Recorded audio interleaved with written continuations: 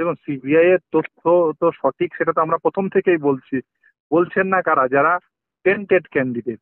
এবং আমরাই প্রতিষ্ঠা করার প্রাণপণ চেষ্টা করছি যে সিবিআই এর তথ্যগুলো সঠিক, সিবিআই এর উদ্ধার করা ওএমআর শিটটি সঠিক। এতদিন যারা বলছিলেন ওএমআর শিটটি সঠিক নয়, আজকে এসএসসি পেয়ে তারা বাধ্য হচ্ছেন। কিন্তু তারপরে তারা যে তথ্যগুলো দিচ্ছেন সেটার উপর ভিত্তি করে কতজন যোগ্য বা কতজন অযোগ্য সেই তথ্যটি বেঠিক। যেমন ধরুন, রাজ্য সরকার বলছে 4,327টি অযোগ্য অ্যাপয়েন্টমেন্ট রয়েছে, অথচ এসএসসি বলছে 5,485। অথচ বোর্ড বলছে 5,189। তথ্যের বিস্তর ফারাক। আবার সিবিআই বলছে 9,375। আমরা আউট অফ দ্য ভ্যাকেন্সি মিলে প্রায় 10,500-এর উপর পাচ্ছি। ফলে এই যে সংখ্যাগুলো বিস্তর ফারাক রয়েছে, যে সঠিক তথ্য পাওয়া যাচ্ছে না, তার ফলে সেগ্রিগেশন সম্ভব হবে না, এটাই আইন। যদি সঠিক তথ্য না দেওয়া হয় তাহলে সেগ্রিগেশন কিভাবে সম্ভব হবে? আমরা প্রথম থেকেই বলছি যে এখানে প্রচুর ইললিগাল অ্যাপয়েন্টমেন্ট রয়েছে এবং সেই ইললিগাল অ্যাপয়েন্টিদের আইডেন্টিফাই করতে হবে। এখনো পর্যন্ত যেমন ধরুন, ইন্টারভিউ এর মার্কস ম্যানিপুলেশন কতজনের হয়েছে কেউ আইডেন্টিফাই করে দেয়নি। এখনো পর্যন্ত টাইপিং টেস্টের মার্কস ম্যানিপুলেশন কতজন রয়েছে কেউ আইডেন্টিফাই করে দেয়নি। এখনো পর্যন্ত যে নেক্সট সিলেকশন প্রসেসে এক্সেস ভ্যাকেন্সি যেগুলো অ্যাপয়েন্টমেন্ট হয়েছে, যেগুলো নেক্সট সিলেকশন প্রসেসে যে ভ্যাকেন্সি গুলো ইউজ হতে পারতো কেউ আইডেন্টিফাই করে দেয়নি। ফলে সিবিআই এর দেওয়া যে তথ্য, সেই তথ্য যদি সঠিকভাবে মেনে নিতে হয় তাহলে ইন্টারভিউর কত মার্কস ম্যানিপুলেশন রয়েছে, কতজনের মার্কস ম্যানিপুলেশন রয়েছে, যদি সঠিকভাবে মেনে নিতে হয় সিবিআই এর দেওয়া তথ্য, তাহলে টাইপিং টেস্টে কতজনের মার্কস ম্যানিপুলেশন রয়েছে সেই তথ্য এসএসসি কে দিতে হয়। তারা কি দিয়েছেন? না দেন। নেক্সট সিলেকশন প্রসেসের জন্য যে ভ্যাকেন্সি ইউজ হতে পারতো সেই ভ্যাকেন্সি ইউজ হয়েছে এই সিলেকশন প্রসেসে, সেরকম কতগুলো ভ্যাকেন্সিতে অ্যাপয়েন্টমেন্ট হয়েছে তথ্য দিয়েছে? এই ফলে এখনো পর্যন্ত এসএসসি তো মুখে বলছেন যে ওএমআর শিটের দেওয়া তথ্য অনুযায়ী এটা পেয়েছি, কিন্তু তার বাইরে যেগুলো বলেছেন সেগুলো তো দিচ্ছেন না তথ্য। তাহলে সঠিক তথ্য যদি না দেন তাহলে খুব স্বাভাবিকভাবে নিয়োগের যে আইন, প্রতিষ্ঠিত আইন, লব্ধ প্রতিষ্ঠিত আইন, সেখানে পৃথকীকরণ সম্ভব না হলে গোটা সিলেকশন প্রসেস বাতিল হয়। আমরাই তো সিবিআই চেয়েছিলাম যে সিবিআই তথ্য দিয়েছে সেগুলো সহমত, কিন্তু সিবিআই তো সে সে হচ্ছে তদন্তকারী সংস্থা, নিয়োগকারী সংস্থা নয়। তদন্তকারী সংস্থা তদন্ত করে যেটা বের করে আনবে তার উপর ভিত্তি করে নিয়োগকারী সংস্থাকে বলতে হবে কতজন যোগ্য রয়েছেন কতজন অযোগ্য রয়েছেন। তদন্তকারী সংস্থা নিয়োগকারী সংস্থা তো এক নয়।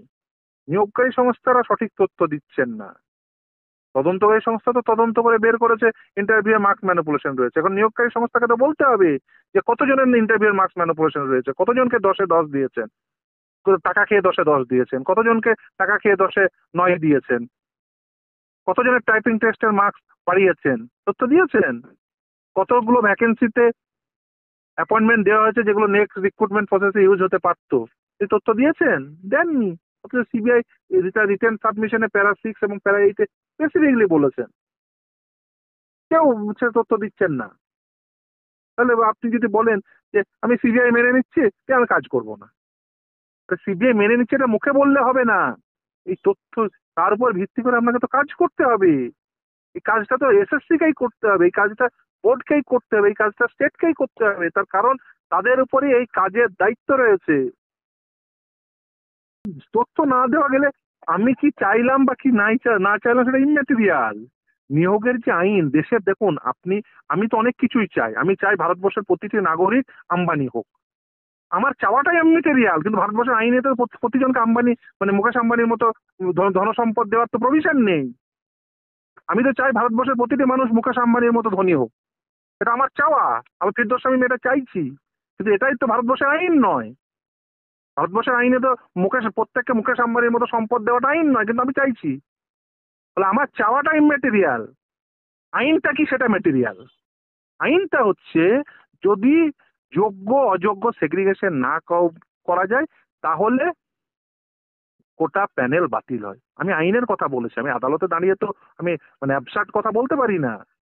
আমি আদালতে দাঁড়িয়ে আইনের কথা বলেছি, যেটা আইন সেটা বলতে হবে। ভারতবর্ষে আদালতে দাঁড়িয়ে আমি বলতে পারি না প্রত্যেককে মুকেশ আম্বানির মতো সম্পদ দিয়ে দাও মাই লর্ড, কারণ ভারতবর্ষের আইন নেই, ভারতবর্ষে আর্থিক সাম্যতা নেই, ভারতবর্ষের আইনে সেটা করা যায়নি। যদি কোনোদিন বিপ্লব সংগঠিত হয় তাহলে সেদিন আর্থিক যদি যেদিন হবে সেদিন ভারতবর্ষের আদালতে দাঁড়িয়ে বলবো যে মাই লর্ড, প্রত্যেককে মুকেশ আম্বানির মতো প্রত্যেককে কয়েক লক্ষ কোটি টাকার সম্পদ দাও। আমার আমি আবারও বলছি, যদি প্রকৃত তথ্য দিত তাহলে সম্ভব হতো, কিন্তু প্রকৃত তথ্য দেয়নি। তাই খুব স্বাভাবিক হয়, ইভেন আজকেও তারা যে তথ্য দিয়েছে 3টে আর্টিকেল 12 অথরিটি, সেই তথ্যে বিস্তর ফারাক। ফলে আজকেও তারা প্রকৃত তথ্য দিতে পারেনি। ফলে খুব স্বাভাবিকভাবেই এটা সম্ভব হবে না বলেই মনে হয়। এখন আদালত জাজমেন্ট রিজার্ভ করেছেন, যা হবে সে জাজমেন্ট আদালত জাজমেন্ট দেবেন, সেই জাজমেন্ট অনুযায়ী সকলকে অ্যাক্ট করতে হবে, কারণ এটাই সর্বোচ্চ আদালত। ফলে সর্বোচ্চ আদালত যা বলবেন সেটাই সকলকে মেনে নিতে হবে। এটা তার বাইরে যাওয়ার কোনো জায়গা নেই। খুব বেশি হলে ম্যাক্সিমাম আপনি রিভিউ করতে পারেন। সব ক্ষেত্রে রিভিউ যে গ্রহণ করে তাও নয়। ফলে এই আপনি ভারতবর্ষের সুপ্রিম কোর্ট, সর্বোচ্চ ন্যায়ালয়, সেখানে যা জাজমেন্ট দেবে সেটা সকলের উপর বলবৎ হবে।